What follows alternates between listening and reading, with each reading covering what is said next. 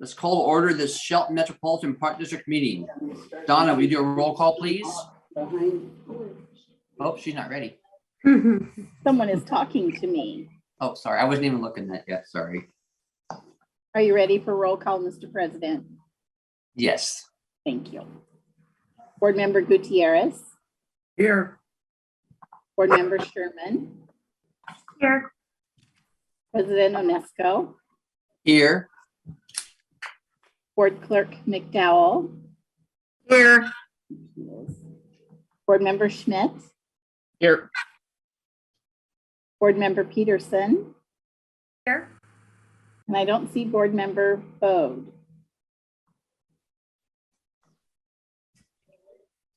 So everyone's present except Board Member Bode.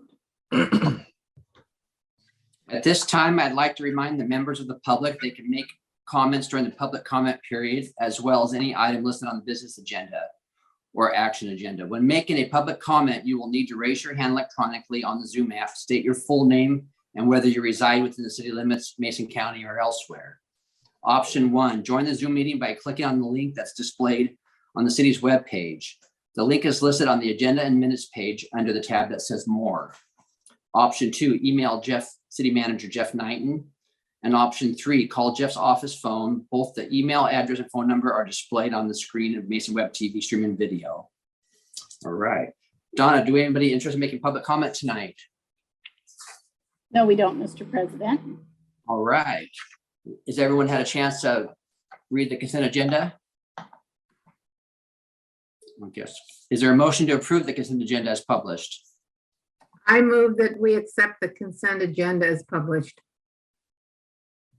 Second. Okay, there's a motion and a second. All in favor, say aye. Aye. Opposed? The motion carries. For business item is selection of a president and board and a clerk board.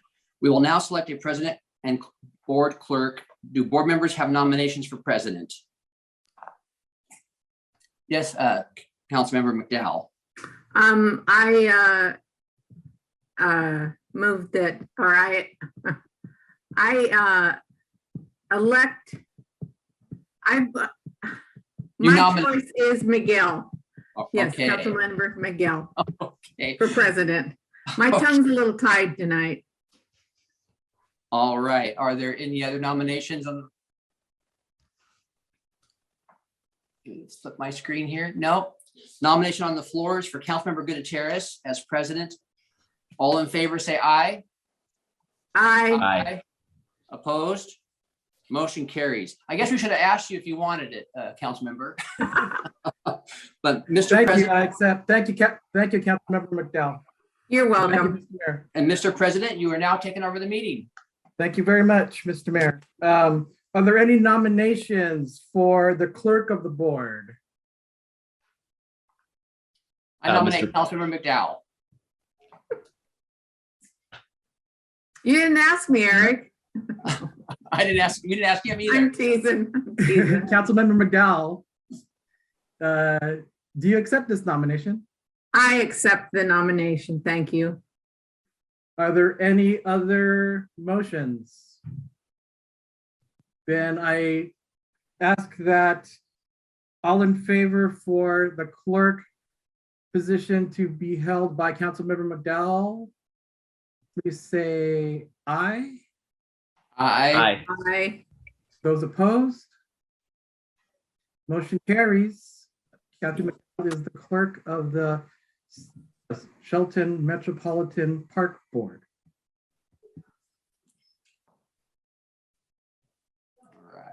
All right. Let's see. No, since there are no items on the action. You muted.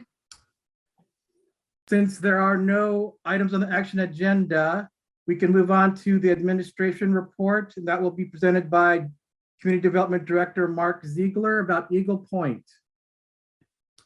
Thank you, Mr. President. I'm going to share my screen here and give you an update on the master plan for Eagle Point Park that was completed late last year, right at the turn of 2022. So this is about 12 acres of property, 8 acres of uplands, 4 acres of tidelands that were acquired by the city of Shelton in 2016 as part of the West Oakland Bay Restoration Project. You'll see on the slide, the area indicated with the red outline is the property in question. It is immediately adjacent to the city's wastewater treatment plant out Fairmont Road. This has actually been a project that has been on the capital improvement program for Parks and Recreation for quite some time. And we went through a process to acquire this property back in the early 2000s and actually received a Recreation and Conservation Office grant to acquire the property. And then the then property owner decided to go a different direction. So we're pleased to acquire the property in 2016 for recreational purposes. This is an aerial and topographical map that shows the properties of Eagle Point, which is just on the right side of this line. You see my cursor is the dotted line is the property line. Eagle Point's to the right, and treatment plant property is to the left or west of the property. So we engaged with landscape architect firm Robert W. Droll in 2021 to perform a master plan, preliminary plans, design plans that would potentially lead to grant application with Recreation and Conservation Office and further construction plans. And so that's represented on the screen now. This shows a parking area, as my cursor shows here. Just above the parking area is the existing parking lot for the wastewater treatment plant, for those that have been on site there. And then it takes advantage of an informal trail that parallels the fence line from the treatment plant heading north into what is Eagle Point proper, where the dotted line is here vertically, and out to the near shore and a terminus there. So the intent, this would be a gravel trail. There are a number of retaining walls that would have to be built, particularly along the upland side of the parking area and the beginning part of the trail here.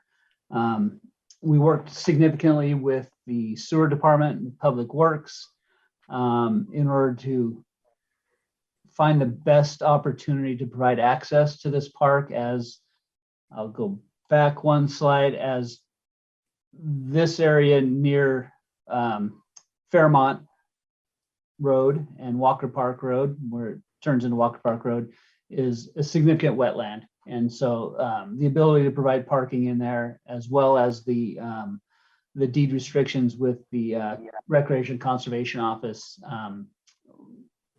really prohibited the ability to provide parking in that area. So happy to work with Public Works Department and provide opportunities for parking on the lower portion here that is used for an access road to the lower operations of the treatment plant. So that maintenance road would be maintained. There'd be a gate here where my cursor is. So maintenance operations could continue throughout the treatment plant, the lower portion of that property. I'll show some slides of the existing conditions on site. This is that maintenance road as we see it now, where the parking would be installed eventually. A little closer view of the gate, access to the treatment plant lower property, and the trail is just off the corner of the fence line here. This shows the view of the trail adjacent to the fence line. And then further out past the fence line where the trail would terminate to the near shore, so folks could get out to the near shore, experience what we have out there to offer, and then perhaps get on the shoreline, see this area. We originally talked about non-motorized launches, some improved facility that somebody could launch a kayak or a canoe. And it really, two things came into play. The shallowness, the mud flats, if you will, of the area don't provide access at all tides. And then the restrictions that RCO put on constructing any permanent facilities within that area. So it would basically, somebody could still do that. It just wouldn't be an improved launch. They'd have to time the tides to get in this area or traverse down the beach to an area that is more accessible to Hammersley Inlet. This is a view from the point of Eagle Point from the beach, looking north. You can see the Shelton Marina across Oakland Bay. And these are some views up above the slopes where some primitive trails would be located. There's lots of game trails and existing trails that could easily be designated for hiking and walking throughout that area. This is a view from the top of the slope up above on Eagle Point. One of the reasons why this project was budgeted and rose up to the top of the CIP is our Parks, Recreation, Open Space, and Trails plan. And trails are number one category and number one need that's been expressed by our community. So that's why we've, as well as water access, I would be remiss to point out that water access is at the top of the list as well. So that's why this project was put at the top of the list. We had some, my share screen there. We also had a budget performed for this project, and that came in at just about $1.2 million in 2023 funds. We planned out a couple years for the next grant cycle with RCO for water access or their trails category. So at this point, we are not proposing to pursue those grant funds because we don't have the matching funds available. But we'll be looking at moving forward with that in the future when funds become available. And I'm happy to answer any questions you might have on this project.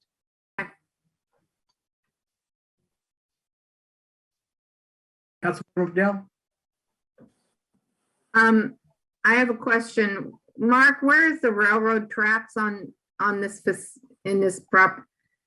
Can you tell me where the railroad tracks run? They're on the other side of Fairmont. They're not on that property. Okay, all right. Yeah, I they had cross some over. people, I had some people kind of concerned about the railroad tracks down there and, you know, being alongside a park and trails and stuff. And so I said, I'm not exactly sure where it is, but I'll ask Mark. So thank you very much. Absolutely. Any other questions for Director Ziegler?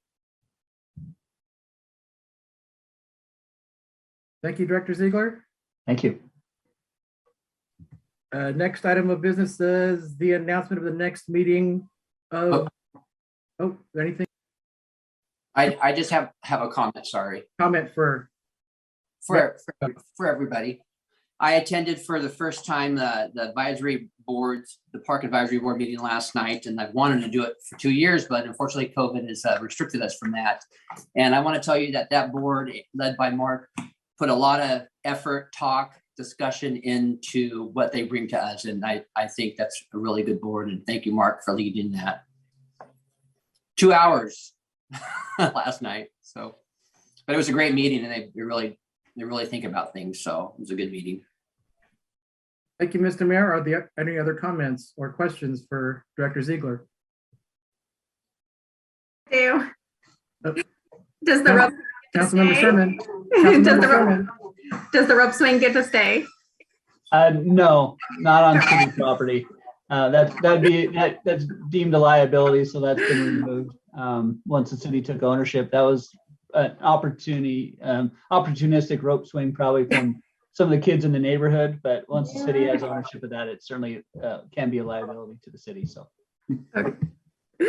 Exciting to be building a new park. It's awesome. Yeah, I think Jeff has something to say. Jeff Knighton? No, just really happy to see this moving forward and excited to see when it's all completed. It'll be a while. We have to save for those matching funds, as Director Ziegler mentioned, but it's an absolute will be an absolutely amazing project once it's finished.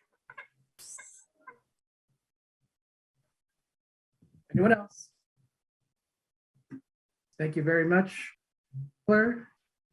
Our next point of business is the announcement of the next meeting to be held on June 21st at 5:45 p.m.